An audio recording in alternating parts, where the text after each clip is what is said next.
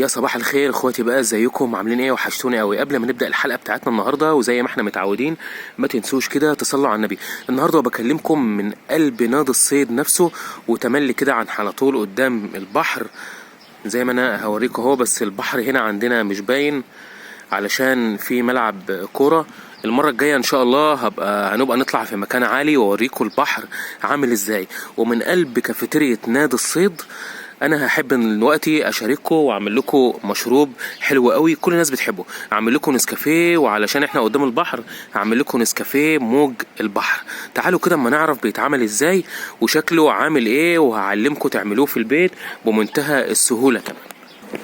احنا كده دخلنا جوه الكافيتيريا من قلب كافيتيريا نادي الصيد نفسها. وريتكم كذا مره الكافيتيريا شكلها عامل ازاي. تعالوا بقى لما نعمل واحد نسكافيه كده بالروقان، لسه مطلوب مني دلوقتي حالا، واقول لكم بيتعمل ازاي. نسكافيه سهل جدا وبسيط، وهنعمله بطريقه مميزه وبسيطه قوي وشكل روعه.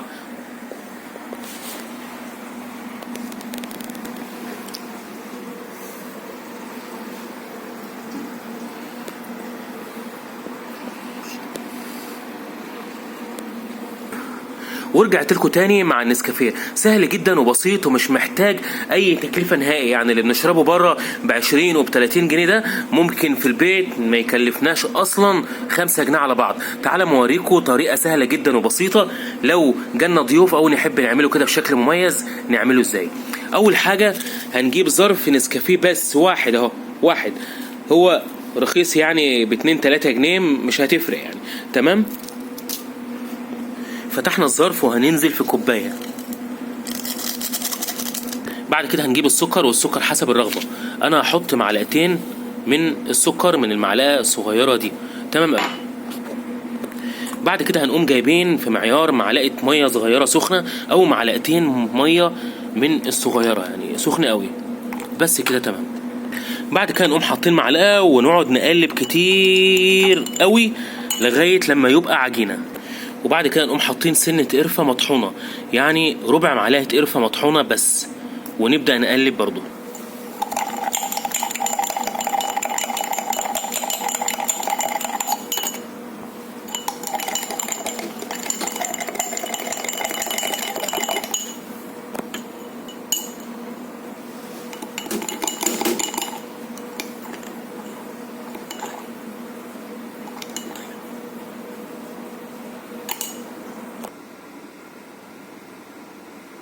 وتمام كده. بعد ما ضربنا بقى النسكافيه مع السكر مع القرفة، اهم حاجة يبقى زي العجينة كده.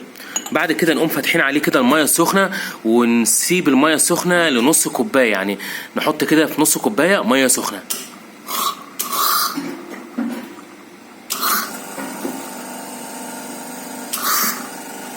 تمام قوي كده.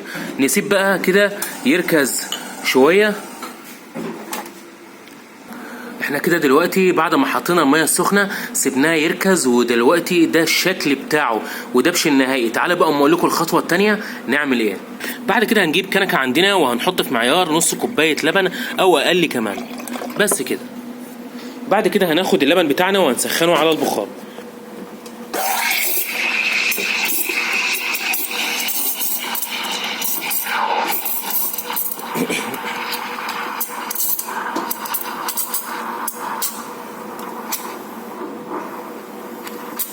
انا بحاول اعمل، بس بسخنه وبحاول اعمل شويه وش كده اللي هو الفوم، علشان اوريكم دلوقتي هنعمل ايه.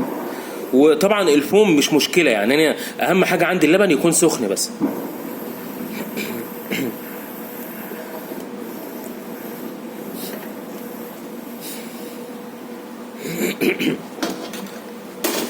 ده بقى لو عملتوه في البيت هتعملوه كل شويه.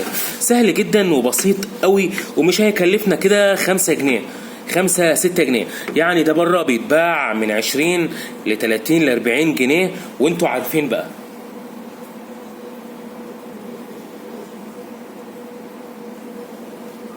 بعد كده هناخد الكنكه. ودلوقتي بقى بعد ما سخنا اللبن وعملنا فوم، تعالى ما اقول لكم هنعمل ايه. اول حاجه هنجيب الكوبايه بتاعتنا اهو، بعد ما وريتكم الطريقه اللي احنا نعمل بها نسكافيه.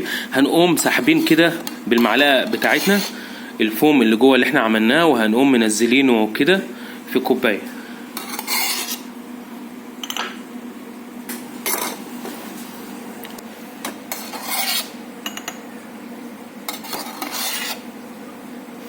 نحط فوم براحتنا، ولو معرفناش اللي احنا نعمل الفوم طبعا المكنه مش هتكون موجوده في البيت، فهنضطر ان احنا نعمله في الخلاط. يعني ممكن نعمله في الخلاط بمنتهى السهوله، نحطه كده في الخلاط ونسيبه يتضرب شويه هيطلع لنا فوم. كل ده احنا بننزل وش اللي هو الفوم ابو رغوه ده اللي انتوا عارفينه، طبعا حاجه كده عظمه قوي.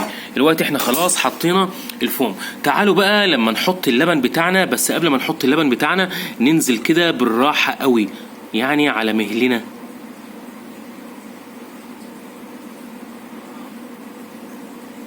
حاجه كده عظمه عظمه.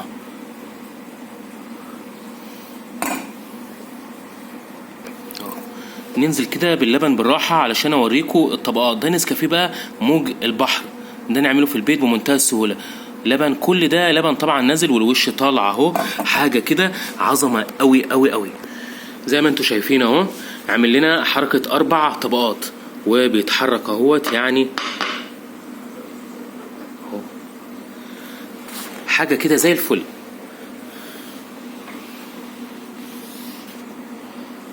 يا ريت نعمله في البيت بقى لينا ولحبايبنا والكل اللي احنا بنحبهم، يعني مش قادر اوصف لكم الجمال يعني. ونرش كده من فوق الوش شويه كاكاو مثلا لو عندنا، او شويه قرفه، حاجه كده بسيطه قوي.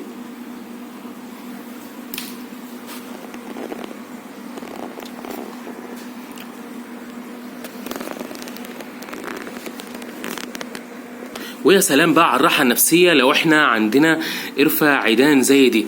ممكن نحط مثلا القرفة العيدان، هو عود قرفة واحد بس، ونسيبه على كده تمام او كده. انا النهارده عملت لكم نسكافيه موج البحر، حاجه كده عظمه قوي. يا ريت كلكم تعملوه في البيت وتقولوا لي رايكم ايه. زي الفل. يعني ما تنسوش بقى تعملوا لايك، واللي ما اشتركش في القناه انا اسمي احمد الشناوي، يا ريت تشتركوا بسرعه جدا علشان ما يفوتكوش كل يوم مشروبات جديده احنا بنقدمها وبنعملها، لازم تتعلموها في البيت. بس خلاص.